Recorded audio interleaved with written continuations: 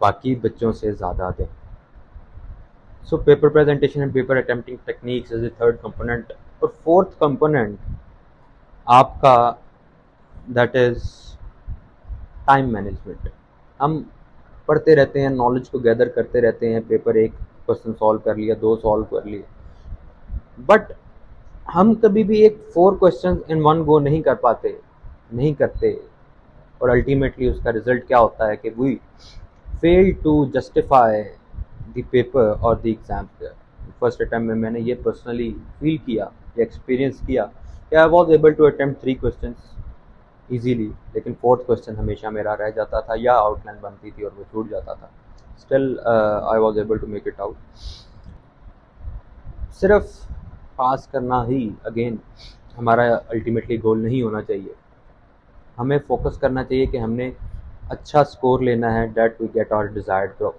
सबकी यही परसेप्शन होती है कि हम जिस ग्रुप में पार्ट बनना चाहते हैं हम उसी का पार्ट बने। तो उसके लिए you have to practise, time management पे काम करें, स्पीड बढ़ाएं, चीज़ों को कैलकुलेट करें कि किधर मैंने कौन सा मार्कर यूज़ करना है, कैसे यूज़ करना है, अंडरलाइन कब करना है, कौन सी चीज़ को किससे हाईलाइट करना है। तो आप ऐसे कैलकुलेटेड चलेंगे तो आपको अल्टीमेटली एक अच्छा रिजल्ट मिलेगा।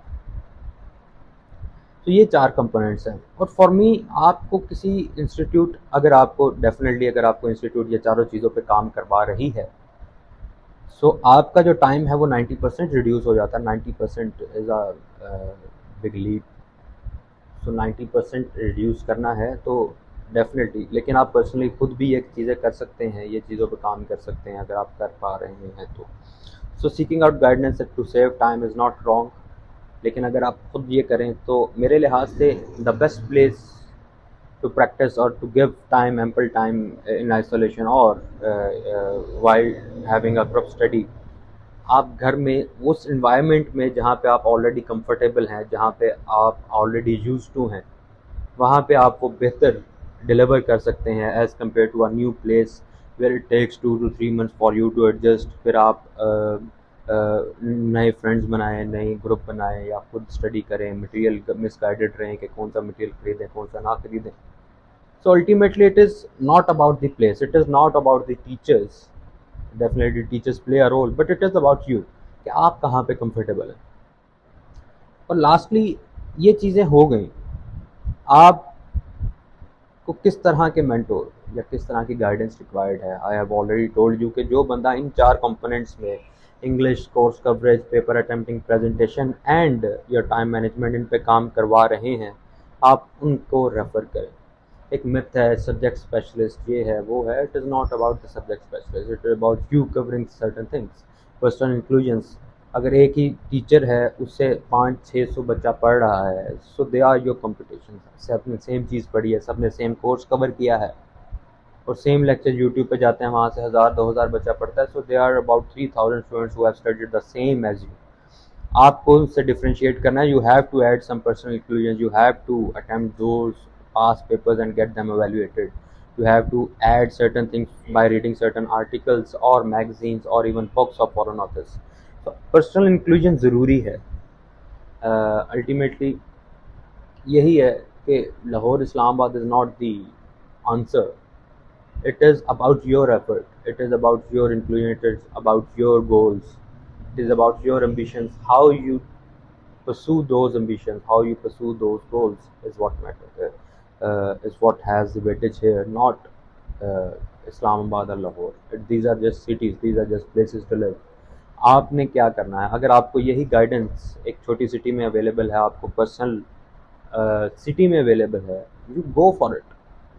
डोंट जस्ट के डेफिनेटली एक बंदा है जिसकी ये फील्ड है, उसकी ज़्यादा एक्सपर्टीज़ है, but covering a course just to appear in a single paper, मुझे नहीं लगता कि आपको एक सब्जेक्ट के लिए पूरी सिटी शिफ्ट होना चाहिए।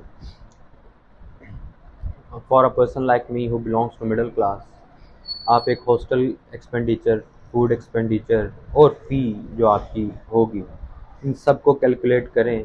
सो in this current economic condition where every person is burdenised with soaring inflation, you don't need to be there.